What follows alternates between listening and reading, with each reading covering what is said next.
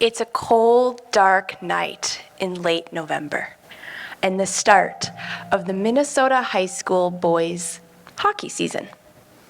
I'm approximately 8 years old and heading to the Miners Memorial Hockey Rink, a place that even 8 years old feels like home. My sister and I accompany our dad and head in the back door. And as soon as that door opens, we're met with a rush of cool air and that oh so familiar hockey rink smell. Rubber, ice, popcorn, sweat, and stinky locker rooms. A smell that even today simultaneously gives me comfort, kind of makes me want to gag. We head up the back staircase and take our seats on the long, thick plywood benches. We're sitting in the section with all the older men. Most of them are scouts for college or professional teams. 8 years old, I'm not really watching the game, but I'm observing my surroundings. And the building is packed. There's a buzz in the air. To my left are the parents and grandparents watching the action intensely. Young hockey player boys run around, idolizing and worshiping their high school hockey heroes. The rowdy student section is yelling and cheering something about alligators, alligators, alligators, eat 'em up, eat 'em up. The far end of the rink are the pom-pom girls in the band, in which I'll participate in both as I get into high school. That was my little pom-pom routine. And across the rink are other local fans and the rival town friends and family. In this example, sport is a catalyst, bringing multiple generations together for a common purpose. In order for us to understand how to create multiple generational bonds through community, we need to first comprehend two concepts. One, the definition of community. According to Merriam-Webster Dictionary, community is defined as an interacting group of population living in the same area. And concept number two is we need to understand the importance that community has on our human existence. My degree and background is in athletic training. And in professional sports, teams consist of multi-generations, anywhere from 18 years old to early 40s if they're lucky and remain injury-free. And the challenge that we see in athletics, similar to small town communities, is alchemizing the age gap to create unity. Organizational science literature shows that teams that have cohesion and congruency between teammates tend to have the best performance. Team cohesion has also been shown to lead to longevity, loyalty, and increases in innovation. This data is consistent across businesses, classrooms, sports teams, and communities. According to scientific literature in the National Library of Medicine and more recent articles that I've found on happiness.com, a supportive community leads to feelings of belonging, purpose, safety, strength to take on hard times, courage to chase our dreams and our goals, and positively affects our mental health and helps us to further strengthen our sense of identity. More recently, I launched a company helping retired professional athletes find purpose and community in their post-playing career. Now, any former athlete will tell you what they miss the most isn't necessarily the game or the wins and losses, but it's the bonds they had with their teammates, their community. And if an athlete has been a part of a team or in a team setting their entire lives, it can be pretty isolating, lonely to now lack community, which may further increase any troubles that they're already having.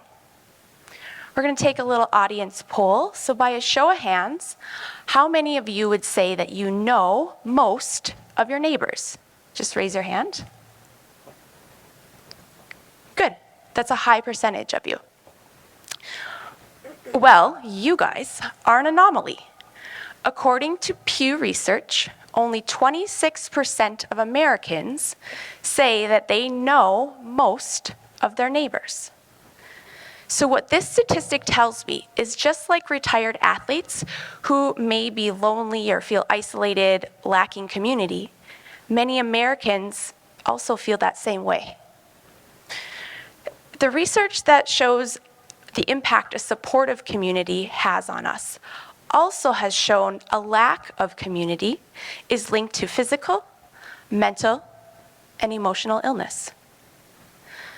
We now know what defines a community and the impact a community or lack thereof has on us, so we can ask the question, how do we bridge the age gap between teammates, or in our case, community members? One key is to look to the organizations that are already doing this successfully.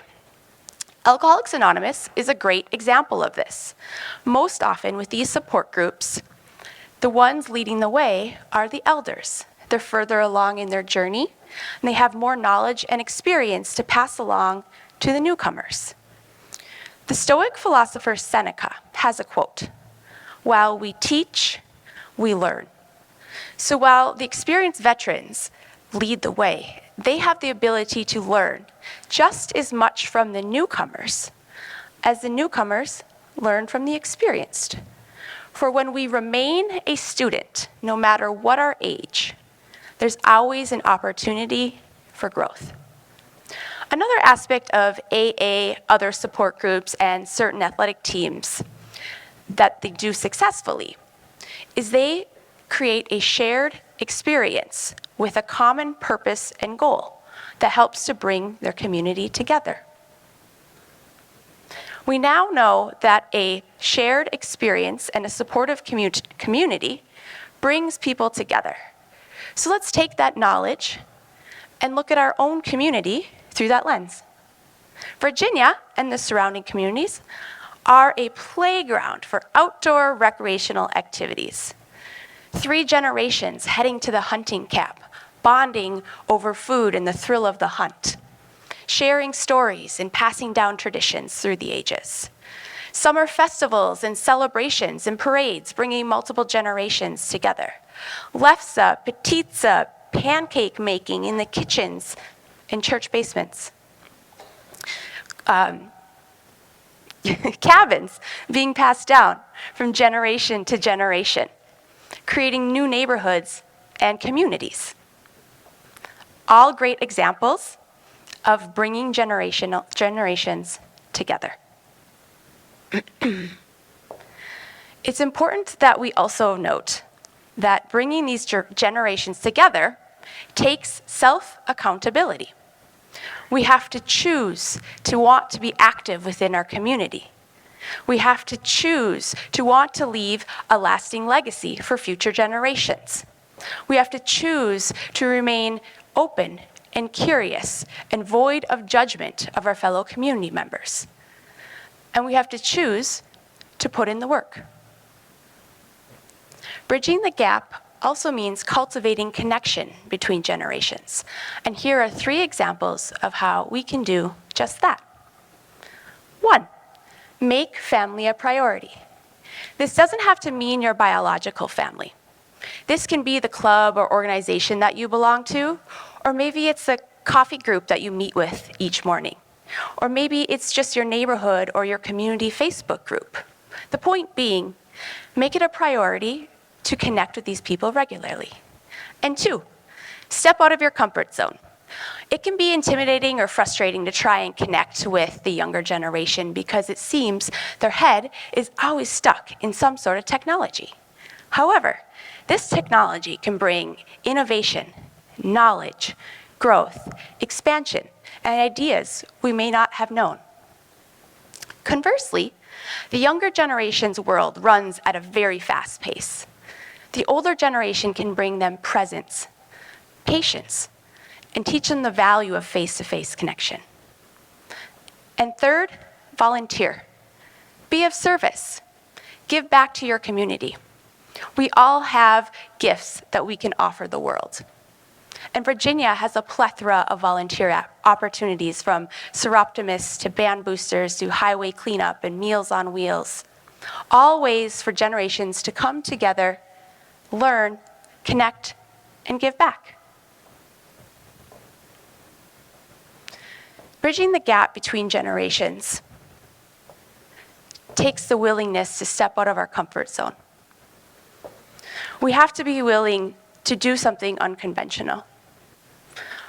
We also have to be willing to share in our community.